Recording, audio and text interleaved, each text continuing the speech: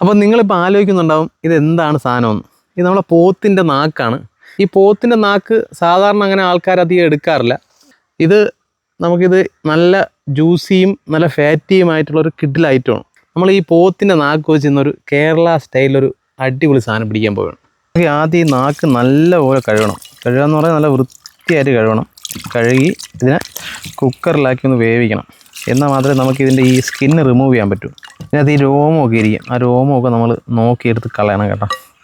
നമ്മൾ ഈ കുക്കറിലേക്ക് ഇടുകയാണ്.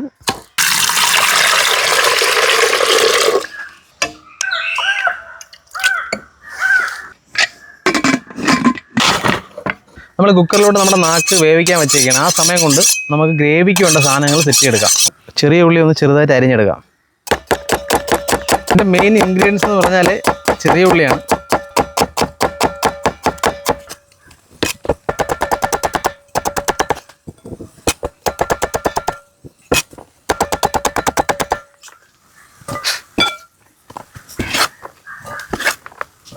വെളുത്തുള്ളി നമുക്ക് ചെറുതായിട്ട് ഇങ്ങനെ കട്ട് ചെയ്യണം കേട്ടോ.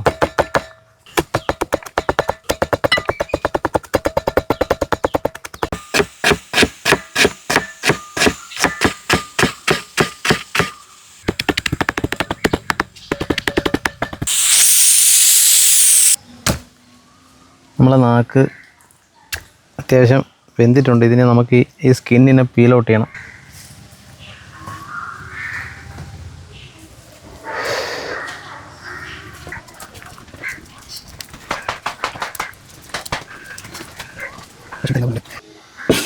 വളരെ തിന്നായിട്ട് സൈസ് ചെയ്താൽ മതി.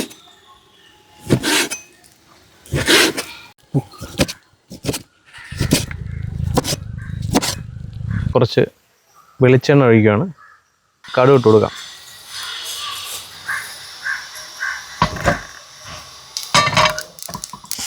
പെരിഞ്ചീരകം ആഡ് ചെയ്യാം. അരിഞ്ഞിട്ടിരിക്കുന്ന ചെറിയ ഉള്ളി ആഡ് ചെയ്യാണ്.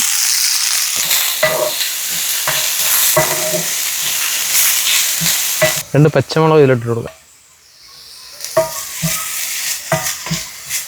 ഇനി നമുക്ക് നല്ല ഗോൾഡൻ ബ്രൗൺ ആയിട്ട് നമുക്ക് ഇഞ്ചിയും വെളുത്തുള്ളി ആഡ് ചെയ്യാം. നമുക്ക് വേണമെങ്കിൽ സവാള ഇട്ടൊക്കെ ചെയ്യാം, കുഴപ്പമൊന്നുമില്ല. പക്ഷെ സവാള ഇട്ട് ചെയ്യുമ്പോൾ ചെറിയൊരു മധുരം വരും. ചെറിയ ഉള്ളി ആകുമ്പം കുറച്ചും കൂടെ ടേസ്റ്റുമാണ്, മധുരവും കുറഞ്ഞിരിക്കും. ഇതിനകത്ത് കറിവേപ്പില ഇട്ട് കൊടുക്കാം.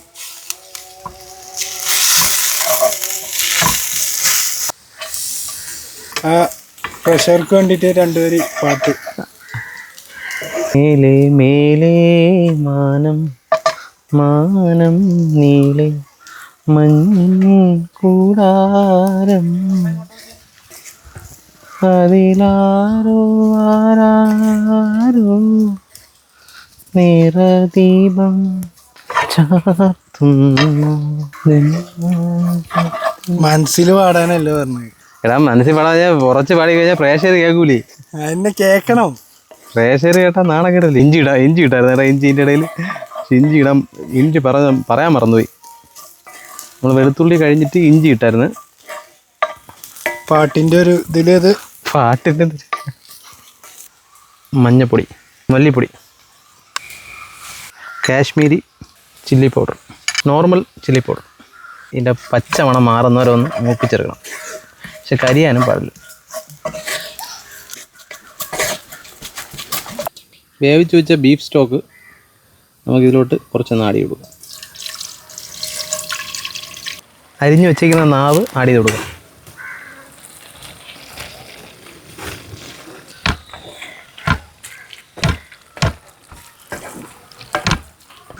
ഇതിലേക്ക് കുറച്ച് ഗരം മസാലയും കൂടെ ആഡ് ചെയ്യണം.